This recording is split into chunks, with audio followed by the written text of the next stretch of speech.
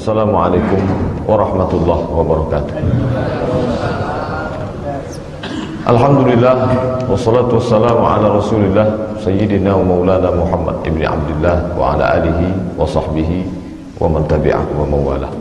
Subhanaka la ilma lana illa ma 'allamtana innaka antal alimul hakim. Rabbi shrah li sadri wa yassir li amri wa hlul 'uqdatam min lisani yafqahu qawli. Wa bapak ibu hadirin hadirat yang dimuliakan Allah Subhanahu wa ta'ala, bersyukur kita kepada Allah sampai subuh Sabtu ini kita masih diberikan Allah kesempatan untuk mengisi usia kita dengan amal-amal saleh, dan beberapa menit ke depan insyaallah akan kita isi dengan mengkaji hadis-hadis Rasulullah SAW.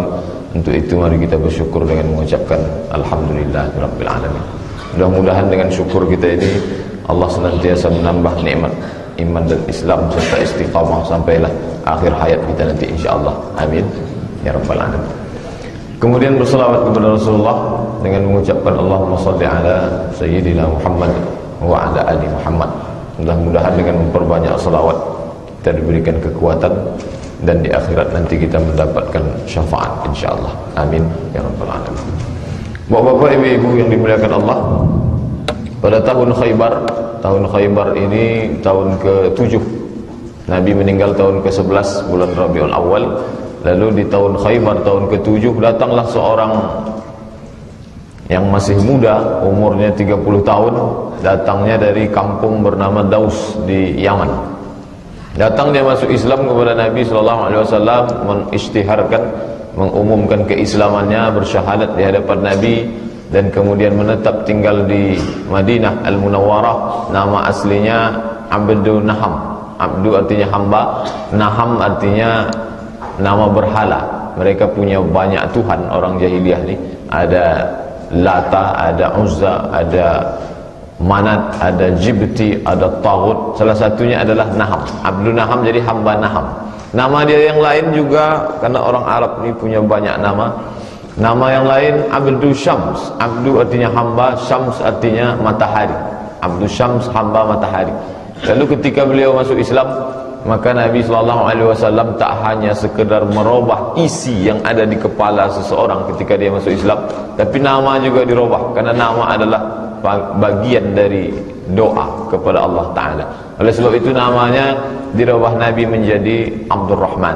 Nama bapaknya Sakhar, Abdurrahman bin Sakhar, karena kampungnya dari Daus, maka dipanggil dengan Abdurrahman bin Sakhar Ad-Dausi. Tapi karena beliau selalu membawa anak kucing, maka dia dipanggil Nabi ya Abahir, wahai orang yang selalu membawa-bawa kucing, ya Aba Hurairah. Itu kita kenal dengan Abu Hurairah radhiyallahu anhu. Beliau hidup bersama Nabi SAW. Beliau sendiri mengaku bahwa orang-orang Muhajirin sibuk dengan berdagang, orang-orang Ansar sibuk dengan pertaniannya, karena Muhajirin para pedagang, orang Ansar para petani, sibuk dengan urusan masing-masing. Sedangkan Abu Hurairah setelah dia masuk Islam, dia mengikuti Nabi SAW. Kemana pun Nabi dia ikut. Sampai suatu hari kata Nabi, man yabsut rida'ahu hatta aqdiya maqalati falam yansa ma sami'ahu minni abadan.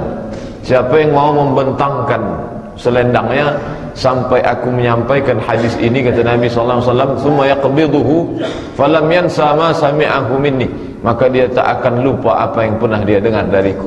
Lalu yang pertama kali melakukan itu adalah Abu Hurairah radhiyallahu anhu. Maka Abu Hurairah membentangkan selendangnya sampai Nabi menyampaikan hadisnya. Setelah itu dia gulung kembali. Setelah itu Abu Hurairah mengaku, ma nasitu ma sami'tu min Nabi SAW. Saya tak pernah lupa apa yang pernah saya dengar dari Nabi SAW. Oleh sebab itu, walaupun beliau hidup dengan Nabi hanya lebih kurang 3 tahun, tapi riwayat yang paling banyak meriwayatkan hadis Nabi adalah Abu Hurairah. Di total semua riwayat yang sampai ke kita sekarang 5.374 hadis Nabi SAW dari Abu Hurairah, melebihi riwayat-riwayat dari sahabat Nabi yang lain. Sahabat dan tabi'in yang meriwayatkan meriwayatkan hadis dari Abi Hurairah lebih kurang 800 orang semua. Begitulah banyaknya hadis yang beliau riwayatkan, dan begitu pula lah banyaknya orang-orang yang meriwayatkan hadis dari Abu Hurairah radhiyallahu anhu. Beliau meninggal tahun 59 Hijrah dalam usia 78 tahun. Jadi lumayan tua, 78 tahun pada tahun 59 Hijrah. Beliaulah yang meriwayatkan banyak hadis, dan termasuk hadis yang akan kita kaji subuh ini adalah hadis riwayat Abu Hurairah radhiyallahu anhu. Bapak-bapak, ibu-ibu hadirin yang dimuliakan Allah Subhanahu wa taala, hadis yang akan kita kaji subuh ini ada disebutkan dalam kitab Sahih Muslim. Qala Rasulullah sallallahu alaihi wasallam, Rasulullah bersabda, "Ala adullukum, maukah kamu aku tunjukkan," kata Nabi sallallahu alaihi wasallam, "ala ma yamhullahu bihil khataya wa yarfa' bihid darajat." Maukah aku tunjukkan suatu amal? Amal ini yamhu bihil khataya, menghapuskan dosa yang lalu, wa yarfa' bihid darajat, dan mengangkat derajat kemuliaan di sisi Allah Subhanahu wa taala.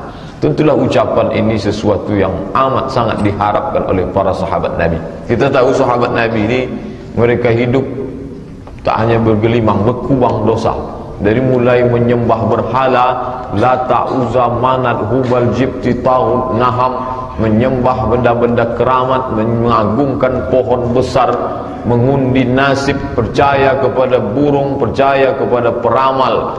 Ini dosa kepada Allah Ta'ala, mempersekutukan Allah. Ditambah lagi dosa minum khamar, berzina, berjudi, ghibah, namimah, belum lagi dosa angkuh, sombong, semualah. Membunuh orang, ada mereka yang habis usianya untuk berperang, saling bunuh, membunuh, dan lain sebagainya. Ini pekerjaan-pekerjaan orang kafir Quraisy dan Arab pada umumnya. Ketika mereka masuk Islam, maka yang mereka inginkan adalah membersihkan diri di hadapan Allah Subhanahu wa taala. Ketika orang-orang yang haus akan ampunan Allah ini ditawarkan oleh Nabi sallallahu alaihi wasallam, "Ala adullukum, maukah kamu aku tunjukkan suatu amal ma yamhullahu bihil khataya, yang sanggup dapat menutupi, mengampuni dosa kamu yang lalu, wa yarfa' bihid darajat, dan dapat menaikkan derajat kamu di sisi Allah." Ini orang sampai pada titik awal, titik nol, tak ada lagi harkat martabatnya di hadapan Allah Ta'ala, karena perbuatan dari mulai syirik sampai membunuh, sampai makan riba. Riba memang sudah pekerjaan mereka, bunuh membunuh memang sudah profesi mereka, melakukan perbuatan zina, minum khamar, sampai-sampai ketika turun ayat pengharaman khamar, penuh parit-parit kota Makkah dan Madinah, karena ketika itu mereka menumpahkan cairan anggur, cairan kurma, dan cairan kismis yang menjadi minuman mereka, minuman favorit orang Arab. Ketika mereka yang dalam keadaan level paling bawah di mata Allah Ta'ala, lalu Nabi SAW tawarkan. Bisa Bapak Ibu bayangkan, seseorang yang sangat haus di tengah gurun pasir, di tengah panas terik, lalu Nabi tawarkan, "Maukah kamu aku berikan air dingin yang segar?" Tentulah amat sangat diinginkan oleh orang-orang Arab Quraisy dan non-Quraisy pada saat itu. Itu yang ditawarkan Nabi SAW.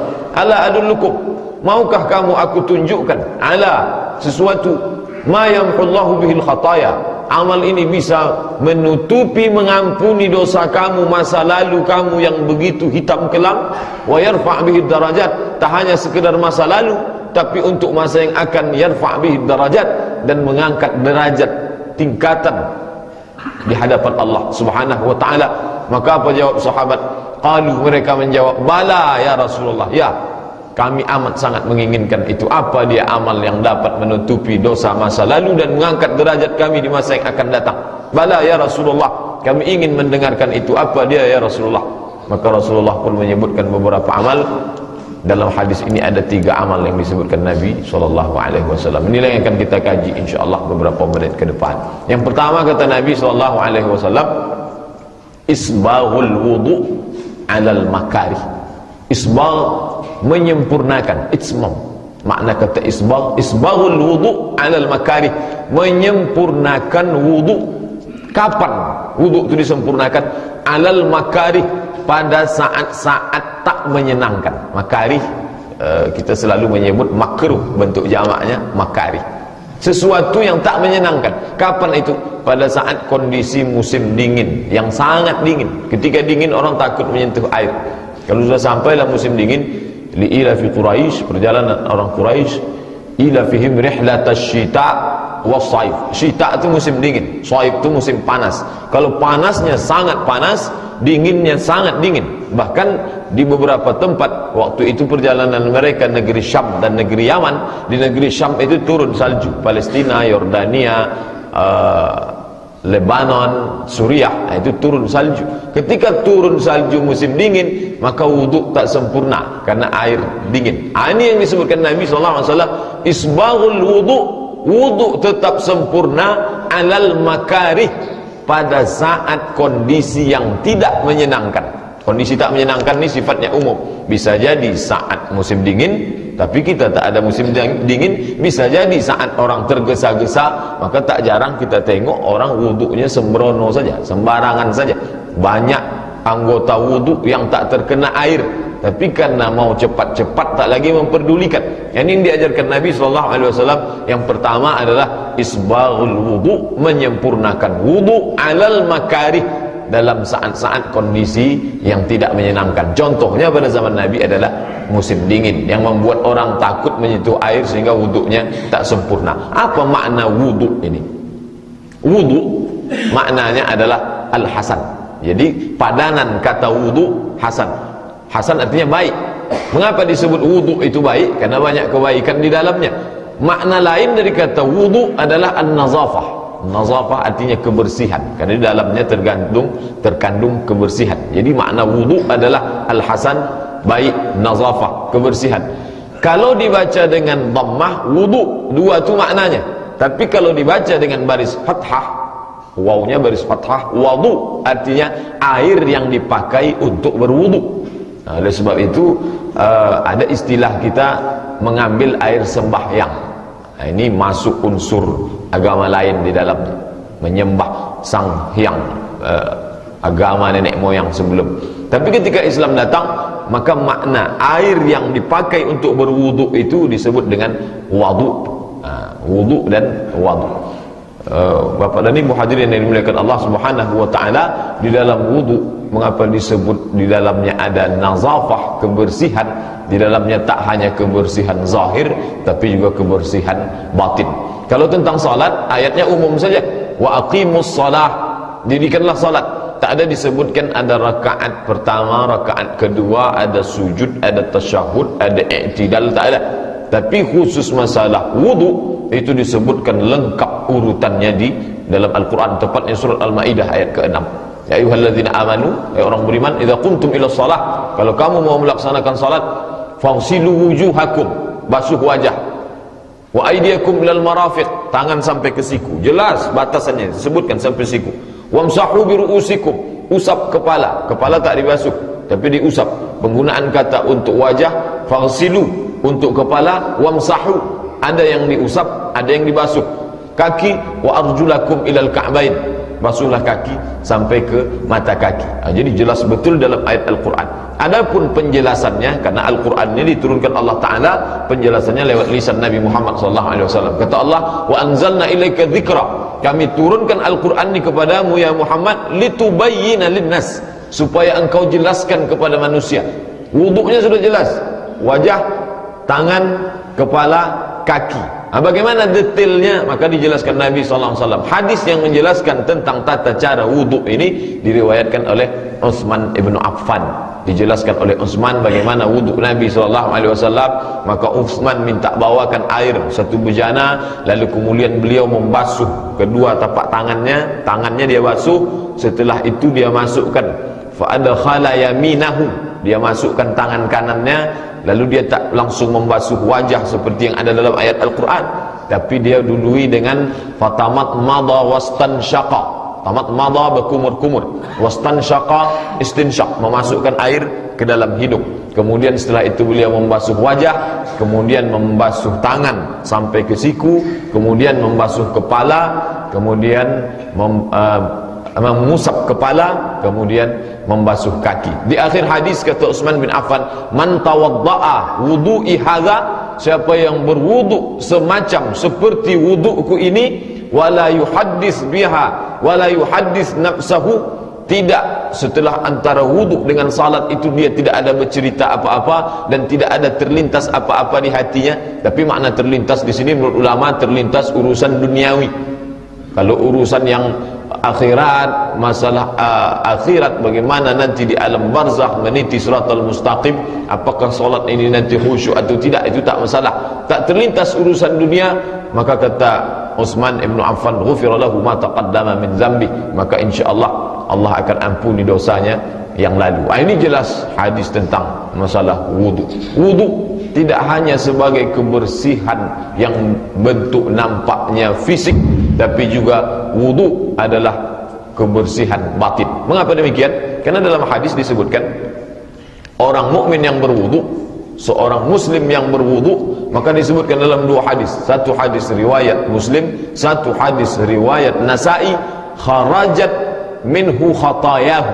Kharajat artinya keluar, khatayahu dosa-dosanya. Ketika dia usap wajah, keluar dosa kesalahan dari wajahnya, matanya, mulutnya, hidungnya. Ketika dia basuh tangan, maka keluar kesalahan, dosa-dosa tangannya. Ketika dia basuh kepala, maka keluar dosa kesalahan kepalanya. Ketika dia basuh kaki, maka keluar kesalahan dosa kaki. Hadis sahih. Oleh sebab itu ketika orang berwudu, maka sesungguhnya dia tidak sedang membersihkan bentuk fisik zahir, kotoran yang tampak saja, tapi juga dia sedang membersihkan penyakit, dosa, kesalahan batin yang tak tampak oleh mata, yang pernah dilakukan. Itulah makanya Nabi katakan, aku tunjukkan suatu amal kepada kamu, dapat menutupi, mengampuni dosa kamu yang lalu dan menaikkan derajat tingkatan kamu di sisi Allah Subhanahu wa ta'ala. Bapak dan Ibu yang dimuliakan Allah, seandainya Nabi Muhammad itu lahir di tepi sungai Nil, lalu ada ibadah dalam agama itu menggunakan banyak air, sampai yang wajibnya saja 5 kali satu hari, belum lagi kalau dia tambah ibadah sunat, belum lagi kalau dia solat duha, ditambah lagi solat tahajud, solat witir, solat tasbih, solat sunat isyraq, solat mutlak, qabliyah, ba'diyah. Ini membutuhkan amat sangat banyak air. Seandainya Nabi yang membawa Islam ini lahir di pinggir sungai Nil, kita tak berasa begitu heran. Tapi Nabi Muhammad SAW lahir di tanah suci Makkah, kemudian pindah ke Madinah, ke tempat yang sulit mendapatkan air. Orang yang paling kaya zaman Nabi itu adalah orang yang punya sumur, karena air waktu itu dijual mahal. Bahkan sampai sekarang pun di Arab Saudi air lebih mahal daripada bensin. Apa maknanya? Bahwa agama ini datang bukan dari produk lingkungan tempat tinggal Nabi SAW, tapi agama ini datang dari mana? Dia datang dari Allah Subhanahu wa ta'ala. Seandainya agama itu datang buatan seorang manusia bernama Muhammad yang tinggal di gurun pasir tandus, tak ada air, pastilah ibadah yang dia buat tak banyak menggunakan air. Tapi mengapa ibadah ini justru menggunakan air? Dari mulai wudunya sampai taharah bersucinya, sampai mandinya menggunakan air, menunjukkan bahwa agama ini datang dari Allah Subhanahu wa ta'ala. Bapak dan Ibu hadirin yang dimuliakan Allah, umat yang paling bersih di dunia ini adalah umat Islam. Mengapa? Wajibnya saja dia membasuh telapak tangan, kedua tangannya itu 5 kali sehari, di samping wudu-wudu sunat untuk yang lain.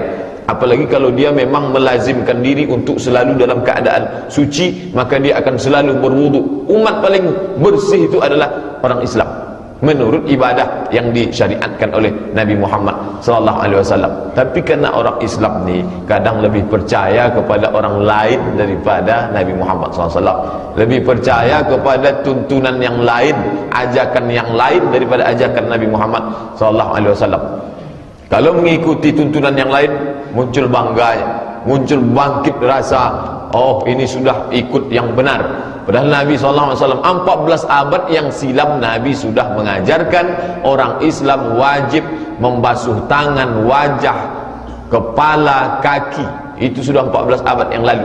Baru sekaranglah diproklamirkan di dunia ini hari membasuh tangan sedunia, 15 Oktober. Lalu orang Islam pun ikut-ikut latah pula lah, ikut membasuh tangan Sesudah 15 abad diajarkan Nabi membasuh wajah, tangan, kepala, telinga, kaki. Barulah 15 abad setelah itu barulah orang tahu ada ternyata namanya kalau membersihkan tangan itu membebaskan dari kuman dan lain sebagainya. Padahal itu sudah diajarkan Nabi. Itu sekarang, mungkin 100 tahun akan datang dibuat pula lagi nanti hari mandi sedunia. Baru tahu orang kalau mandi itu membersihkan diri. Orang kita ini lebih percaya kepada yang datang, asal datang dari barat. Apa yang buat itu kesepakatan organisasi air dunia. Mereka yang membuat ini hari mencuci tangan sedunia. Anak-anak umat Islam pun diajaklah, mari ini tengok ini cara mencuci tangan. Nabi Muhammad SAW sudah menunjukkan, bukan saja tangan, semua ditunjukkan.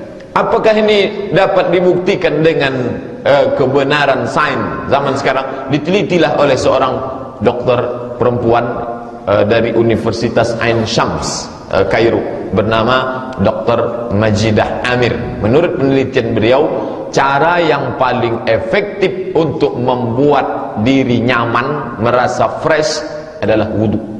Jadi ketika seorang dalam keadaan psikologis yang suntuk, sempit, banyak masalah, kemudian fisiknya lemah dan lain sebagainya, menurut penelitian beliau, jadi bukan hanya sekedar ungkapan atau ucapan apologi, pembelaan seorang terhadap agamanya, tapi berdasarkan penelitian, cara yang paling efektif, apapun namanya, perlu di refresh. Komputer yang kita pakai beberapa jam itu perlu di refresh. Bagaimana refresh manusia, menyegarkan kembalinya bagaimana? Itu dengan wudhu. Bagaimana kalau dia basuh muka saja? Ada seorang yang non muslim, lelah dia bekerja, lalu dia pergi ke wastafel, lalu dia basuh tangannya, dia basuh muka. Itu hanya fisiknya saja. Tapi ketika seorang muslim berwudu, maka fisik dan psikis, itu yang tak dapat. Mungkin orang yang basuh tangan, wajah 50% dia dapat, dia akan segar kembali. Dia basuh wajahnya seperti di iklan-iklan orang membasuh wajah, membasuh tangan, 50% dia dapat. Tapi ada satu yang tak dapat. Apa itu? Psikologis. Orang yang muslim ketika dia berwudu, dia tidak hanya sedang membersihkan fisiknya, saat itu tangannya bersih, kepalanya bersih, wajahnya bersih, kakinya bersih, tapi ada unsur lain. Apa? Ketika dia berwudu, kharajat minhu khatayahu, keluar semua kesalahannya. Ketika dia selesai berwudu itu, maka saat itu secara psikologis dia sedang membersihkan dirinya di hadapan Allah Ta'ala. Itulah yang tak ada, itulah yang tak didapat dalam hari cuci tangan sedunia itu. Bapak dan Ibu hadirin yang dimuliakan Allah Subhanahu wa Ta'ala. Jadi orang Islam perlu tahu tentang agamanya supaya dia tidak dibodoh-bodohi orang lain, supaya dia tidak merasa yang lain itu lebih baik dari agamanya, membangkitkan kepercayaan, keyakinan diri tentang apa yang ada pada diri kita, bahwa ini datang dari Allah Subhanahu wa Ta'ala, dibawa oleh seorang manusia yang dipilih Allah bernama Muhammad sallallahu alaihi wasallam. Karena wudu tidak hanya fisik, tapi dia psikis, batin. Makanya kata Nabi SAW dalam riwayat hadis Sunan Abi Daud, "Idza ghadiba ahadukum falyatawadda." Kalau kamu marah, maka hendaklah dia berwudu. Apa hubungan wudu dengan marah? Secara zahir tak ada nampak. Marah itu kan di dalam, batin. Mengapa disuruh berwudu dengan air membasuh wajah? Karena ada hubungan psikologis. Saat orang marah, maka sesungguhnya itu percikan dari api neraka. Al-ghadabu minasyaitan. Marah itu dibangkitkan oleh syaitan, lalu dipadamkan dengan wudu. Saat berwudu orang mendekatkan diri kepada Allah Ta'ala. Ketika dia mulai berniat berwudu, dia mulai dekat kepada Allah. Orang yang dekat kepada Allah jauh dari syaitan. Saat dia usap wajahnya, dia basuh wajahnya, dia basuh tangannya, saat itu dia sedang membersihkan dirinya, fisiknya, tapi juga dia sedang membersihkan batinnya kepada Allah Subhanahu wa Ta'ala. Jadi Bapak dan Ibu hadirin yang dimuliakan Allah, kalau kita tengok tuntunan salat khusyuk, dia tidak hanya diawali dari takbiratul ihram, tapi dari mulai wudunya dia sudah dibimbing untuk merasakan kedekatan dengan Allah Ta'ala. Dia basuh wajahnya dari mulai kumur-kumur, dia bersihkan lidahnya, mulutnya dari semua yang zahir maupun yang batin. Dia basuh wajahnya, dia basuh tangannya, kepalanya dan isi yang ada di dalam kepalanya, kemudian kakinya. Setelah dia bersih, barulah dia mendekatkan diri menghadap kepada Allah Subhanahu wa Ta'ala. Jadi yang pertama adalah kata Nabi, isbaghul wudu, membersihkan, menyempurnakan wudu alal makarih, dalam kondisi-kondisi yang tak menyenangkan. Makarih artinya tak menyenangkan. Sulit untuk menunjukkan bagaimana wudu musim dingin, karena kita tinggal di iklim tropis yang sepanjang usia kita dari kecil sampai sekarang hanya 30, 33, paling tinggi 35. Tapi bagi orang-orang yang tinggal di Jazirah Arab, terasa betul lah bahwa saat musim panas tak ada masalah dengan wudu. Tapi kalau sudah musim dingin, maka orang malas berwudu. Apalagi zaman dulu belum ada pemanas dan lain sebagainya. Bahkan sampai sekarang pun di masjid-masjid, kalau bapak ibu pergi ke Maroko, di masjid-masjid besar itu hampir di tiang ini disediakan batu besar. Saya pertama sampai, apalah batu ini? Jangan-jangan aliran baru ini lahir muncul. Ternyata batu ini untuk tayamum. Jadi musim dingin mereka tak berwudu sama sekali. Langsung dia masuk ke dalam, usap wajah, langsung ke dalam, dia usap tangan, selesai. Langsung dia salat. Bahkan suatu ketika salat tarawih, pergilah kami beberapa mahasiswa Indonesia dengan beberapa pegawai KBRI, Kedutaan Besar Republik Indonesia di Rabat, salat di Casablanca, Masjid Hasan II, masjid kerajaan. Pulang dari salat, di antara ibu-ibu bertanya, Pak Ustaz, ada di sebelah saya, setiap selesai salam dia keluarkan dari tas dia bulat, dia usap-usap, habis itu dia salat lagi. Apa itu? Ternyata dia bawa batu gilingan dari rumah untuk tayamum saja. Untuk bertayamum. Selesai salat dia usap wajah, habis itu usap tangan. Saking malasnya berwudu. Nah, jadi ada contohnya. Contoh. Nah, ini Nabi mengatakan isbaghul wudu, tetap menyempurnakan wudu alal makari, walaupun kondisi tak menyenangkan. Kapan? Saat musim dingin yang sangat. Oleh sebab itu kita alhamdulillah tinggal di tempat, tapi ada juga kondisi yang membuat kita wudu tak sempurna, saat tergesa-gesa dan lain sebagainya. Oleh sebab itu kita sempurnakan wudu. Apa kata Nabi SAW? Inna ummati, sesungguhnya umatku yad'auna yaumal qiyamah, umatku ini nanti akan dipanggil pada hari kiamat. Kita ini semua akan dipanggil Allah Ta'ala pada hari kiamat. Ghurran muhajjalin, bercahaya. Apanya bercahaya? Min atharil wudu, bekas wudu. Wajah, tangan, kepala, telinga, kaki, bercahaya bekas wudu. Oleh sebab itu kata Nabi, siapa yang mampu untuk memperbanyak cahayanya, maka lebihkanlah. Falyutil, lebihkanlah. Makna lebih dari batas. Kalau batasnya hanya sini, maka dilebihkan untuk menambah cahaya di hadapan Allah Subhanahu wa taala. Bukan berarti makna menambah di situ, menambah lebih. Oh, kalau begitu mandi aja sekalian Pak Ustaz. Bukan itu maknanya. Supaya anggota wudu yang sudah digariskan Allah, fagsilu wujuhakum, wajah, supaya sempurna, jangan sampai ada yang kurang. Karena wudu ini adalah syarat sahnya salat. Andai wudu tak sempurna, maka batallah salat. Dalam hadis dijelaskan la salata, tidak sah salat bagi orang yang berhadas malam yatawadda, sebelum dia berwudu. Oleh sebab itu wudu tak hanya sebagai ritual, mari kita fahami makna wudu. Wudu kebersihan fisik, wudu untuk menghilangkan, meredam amarah, wudu untuk sebagai sarana membersihkan diri batin kepada Allah Ta'ala, wudu juga mendidik manusia menjadi orang yang selalu segar, menjaga kebersihan, menjaga kesucian hati dengan cara berwudu. Ini yang pertama kata Nabi. Mau menutupi masa lalu, ingin naik derajat di masa akan datang, isbaghul wudu, sempurnakan wudu alal makari, pada kondisi-kondisi tak menyenangkan. Yang kedua, wa kasratul khuta ilal masajid. Kasratul khuta ilal masajid, memperbanyak langkah ke masjid. Menurut para ulama, makna memperbanyak langkah ini ada dua kemungkinan. Yang pertama, rumahnya jauh sehingga langkahnya banyak. Yang kedua, bukan maknanya rumahnya jauh, selalu bolak-balik ke masjid dalam rangka melaksanakan salat berjamaah. Itu makna memperbanyak langkah ke masjid. Bagaimana praktiknya dalam kehidupan Nabi sallallahu alaihi wasallam? Mengapa disebutkan banyak langkah padahal saat itu mereka sudah punya kendaraan? Ada naik onta, ada naik keledai, ada naik biral. Biral ini lebih besar daripada keledai, lebih kecil daripada onta. Ini kendaraan mereka. Mengapa Nabi tak mengatakan datang ke masjid, selalu datang salat berjamaah? Mengapa disebutkan kata kasratul khuta, banyak langkah? Ketika itu datanglah seorang sahabat Nabi namanya Jabir bin Abdullah, mengadu kepada Nabi, "Ya Rasulullah, rumah saya jauh, boleh tak saya jual rumah saya ini supaya saya pindah dekat ke Masjid Nabawi, supaya saya salat bisa tepat waktu dan selalu datang ke Masjid Nabawi." Dia mau jual rumahnya yang jauh dari Masjid Nabawi. Kata Nabi, "Jangan jual." Mengapa? "Inna likulli khutwatin," setiap langkahmu itu adalah menjadi naik derajatmu di hadapan Allah Subhanahu wa taala.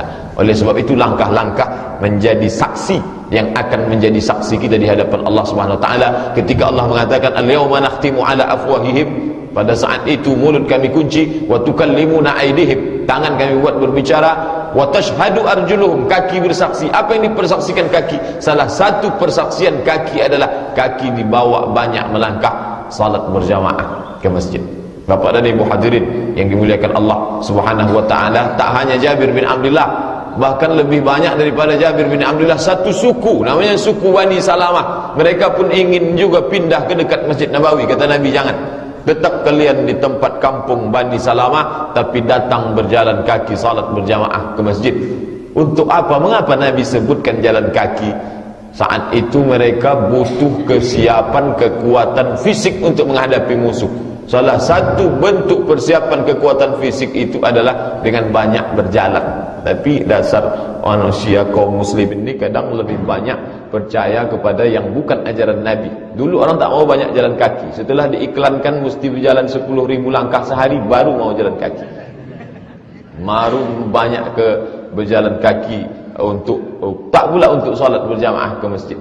Sore-sore banyak ramai ke Masjid Agung, tapi lebih banyak di luar daripada yang di dalam. Lebih banyak di bawah daripada yang di atas. Oleh sebab itu dalam Islam diajarkan tak hanya kekuatan batin, tak hanya kedekatan orang kepada Allah Ta'ala, tapi juga kekuatan fisik untuk menguatkan fisik dan menjadi nilai tambah di hadapan Allah Subhanahu wa taala. Maka disampaikan Nabi, "Wa kasratul khuta ilal masajid," memperbanyak langkah ke masjid. Tapi memahami banyak langkah ini ada dua pendapat. Makna kedua adalah maknanya selalu melazimkan diri untuk salat berjamaah ke masjid. Bapak dan Ibu hadirin yang dimuliakan Allah Subhanahu wa taala, manusia kaum muslimin dia terdiri dari zahir dan batin, yang tampak dan yang tak tampak, fisik dan psikis. Oleh sebab itu Islam tak hanya mementingkan psikisnya saja, hanya takwa, hanya iman, tidak, tapi fisiknya pun mesti kuat. Di antara membangun kekuatan diri adalah dengan banyak berjalan. Tapi tak hanya ditanamkan pada Nabi, tak mengatakan banyaklah kamu berjalan maka kamu akan sehat. Nabi tak katakan demikian. Kenapa? Unsur itu tanpa pun disebutkan Nabi orang sudah tahu. Nabi tak perlu sebutkan sesuatu yang dapat ditangkap oleh akal manusia. Kecerdasan akal manusia bisa menangkap itu. Tugas Nabi tak menjelaskan itu. Nabi menjelaskan sesuatu yang tak bisa ditangkap oleh akal manusia. Mana dia? Bahwa kaki akan bersaksi di hadapan Allah. Itu sampai kapanpun, sehebat apapun dokter menelitinya, tak bisa dia temukan itu. Bahwa kaki akan menjadi saksi di hadapan Allah, bahwa langkah kaki akan menaikkan derajat di hadapan Allah, menghapuskan kesalahan, silap, dosa masa lalu. Itu tak dapat ditangkap oleh akal. Mengapa Nabi tak menjelaskan yang bersifat medis, kesehatan dan lain sebagainya? Itu menjadi tanggung jawab kaum muslimin yang datang setelah zaman Nabi SAW. Tapi yang dijelaskan Nabi adalah yang butuh penjelasan hanya dapat dijelaskan oleh wahyu dari Allah Subhanahu wa taala. Makanya Nabi jelaskan, ini ada satu amal hai para sahabat, kalau kamu lakukan, dosa masa lalumu diampuni Allah, dan yang masa akan datang dinaikkan derajatmu di sisi Allah. Apa dia? Yang kedua, kasratul khuta ilal masajid, memperbanyak langkah ke masjid. Yang terakhir, yang ketiga, kata Nabi sallallahu alaihi wasallam, wantizarus salah ba'das salah.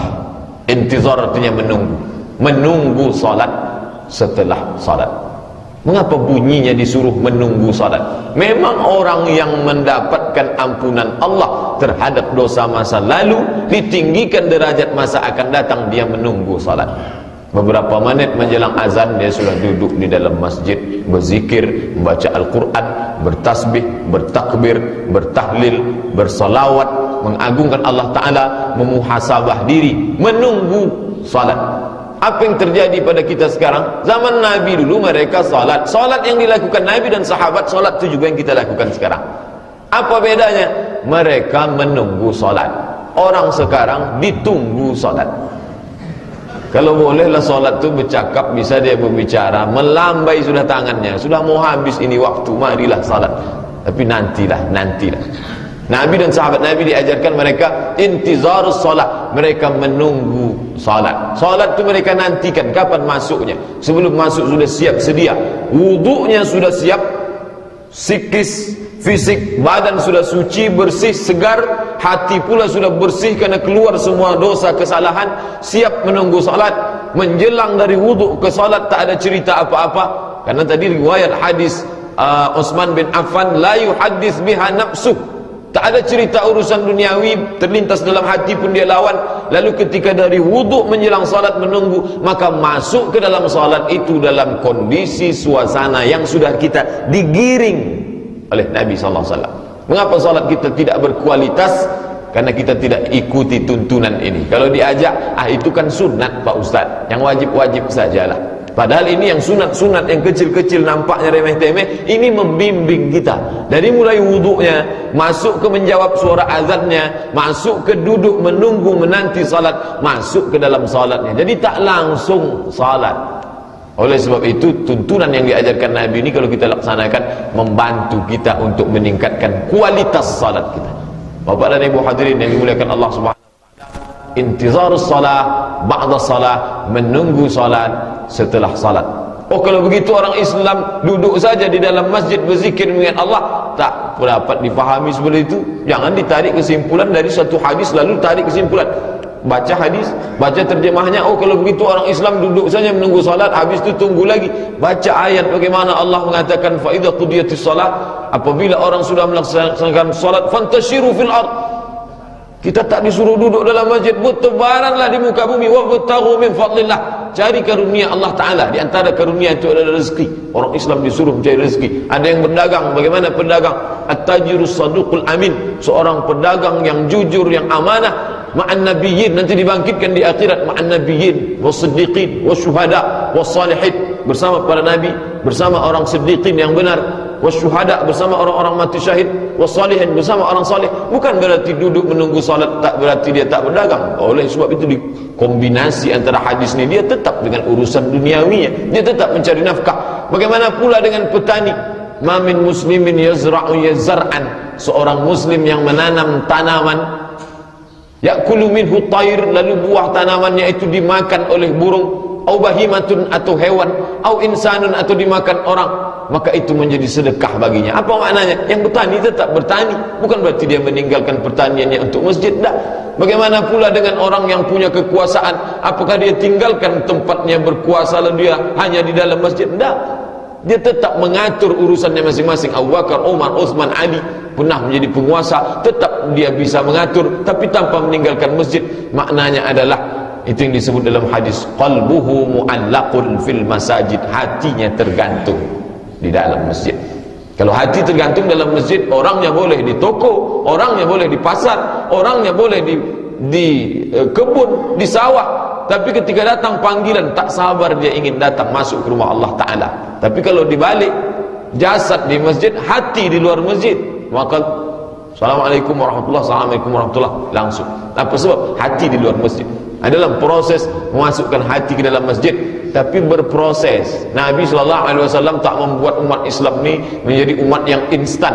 Apalah salahnya dikumpulkan Nabi semua sahabat itu, lalu setelah itu dia doakan, doanya makbul, lalu dia minta supaya kun fayakun langsung. Oh, tapi Nabi tak begitu. Nabi mengajarkan berproses. Bagaimana caranya? Wuduk sempurna, berwuduk sempurna dengan bersih zahir, bersih batin. Setelah itu memperbanyak langkah ke masjid. Setelah itu menunggu salat. Setelah salat, untuk apa? Supaya tertanam hati ke dalam masjid, masuk ke dalam kekuasaan orang Islam. Tak hanya kuasa pada dirinya, tapi kuasa kepada yang lain, sehingga masuklah Islam itu ke dalam hati manusia.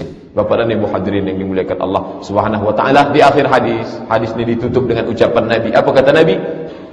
Fadzalikumur ribat, itulah ribat. Itu dalam hadis Sahih Muslim. Dalam riwayat Muwatta Imam Malik 3 kali disebut. Fadzalikumur ribat, fadzalikumur ribat, fadzalikumur ribat. Itulah ribat, itulah ribat, itulah ribat. Ribat diambil dari kata rabata. Rabata artinya mengikat. Apa makna mengikat? Orang yang menahan dirinya pada sesuatu. Kata ribat ini selalu diidentikan dengan jihad fisabilillah. Orang ketika sedang berjihad, dia sudah mengikatkan dirinya, matanya, telinganya, kakinya, tangannya, nyawanya dia ikatkan ke jihad. Lalu orang menganggap hanya jihad saja, tak ada amal lain. Nabi ingin menunjukkan ada amal lain. Apa itu? Wudhu bersih, zahir batin.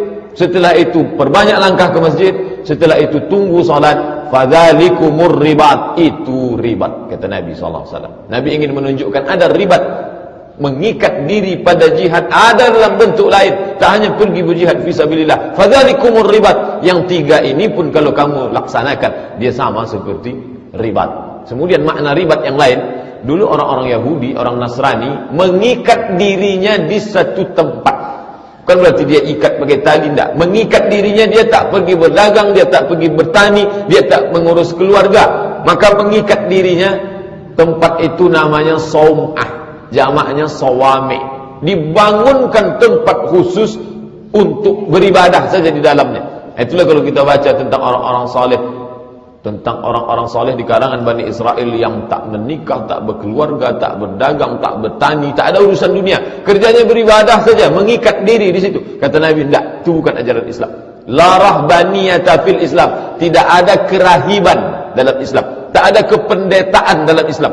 Dalam Islam manusia melakukan semua aktivitasnya seperti yang dicontohkan Nabi sallallahu alaihi wasallam. Lalu kalau kita mau mengikatkan diri dalam satu ibadah, bagaimana? Wuduk sempurna, zahir dan batin, datang ke masjid memperbanyak langkah, tunggu salat menjelang salat berikutnya. Fadzalikumur ribat. Maka kalau kamu bertanya tentang ribat, itulah makna ribat di dalam Islam, kata Nabi sallallahu alaihi wasallam. Bapak dan Ibu hadirin yang dimuliakan Allah Subhanahu wa taala, kalau 3 poin ini sudah kita laksanakan, maka hadis yang kita kaji subuh ini lebih menguatkan kita supaya kita istiqamah. Kalau belum, kita mulai perhatikan wudhu kita, kita perhatikan gerak langkah kaki kita ke masjid, dan kemudian kita perhatikan pula sikap kita selama ini. Apakah kita sudah menunggu salat atau kita masih ditunggu oleh salat? Jadi kita menengoknya mulai ke atas. Saya mesti menunggu salat, jangan tengok ke bawah. Kalau tengok ke bawah, kita akan cari perbandingan dengan orang lain. Pak, mari kita menunggu salat. Bu, mari kita menunggu salat. Masih syukur saya salat, Pak Ustaz. Tetangga saya tak salat lagi. Tak bisa begitu menengoknya. Kita menengok ke atas supaya ibadah kita lebih berkualitas di mata Allah Subhanahu wa taala. Kalau sanggup ini kita lakukan, maka insyaallah kita mendapatkan fadzalikumur ribat. Itulah berarti kamu sudah mengikatkan diri pada ketaatan kepada Allah Subhanahu wa taala. Bapak dan Ibu hadirin yang dimuliakan Allah, itulah hadis singkat yang dapat kita kaji pada pagi hari ini. Mudah-mudahan bernilai ibadah, menguatkan istiqamah. Sebagaimana biasa, selanjutnya kita lanjutkan dengan tanya jawab, baik berkaitan dengan ini ataupun masalah-masalah lain. Terima kasih perhatian Bapak dan Ibu. Mohon maaf banyak kata tak berkenan. Aqulu qawli hadza astaghfirullah li wa lakum. Wassalamualaikum warahmatullahi wabarakatuh.